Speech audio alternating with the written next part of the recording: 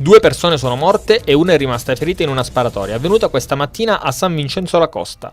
Si tratta di Franco Cariati, 61 anni, e Anna Greco, 57, a sparare ed uccidere un uomo di 61 anni, Francesco Cino. L'omicida, ancora ricercato dalle forze dell'ordine, consuocero delle vittime, sarebbe andato prima dalla nuora, Teresa Cariati, ferendola ad un braccio, e poi si sarebbe recato dalla coppia uccidendoli.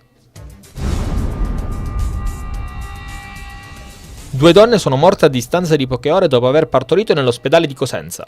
Il primo caso risale a lunedì scorso, quando una 37enne Rosita Presta, portata in eliambulanza nell'ospedale cosentino, è morta per l'emorragia provocata da un'anomalia della placenta.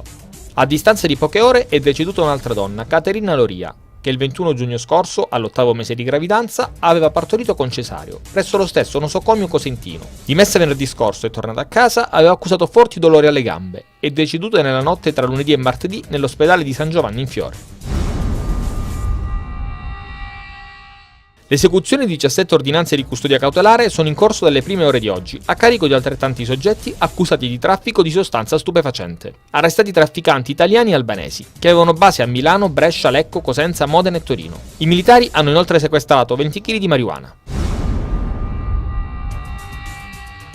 Il Tribunale di Vibo Valentia ha emesso un provvedimento di confisca di beni, già sottoposti a sequestro, per un valore complessivo di 500.000 euro.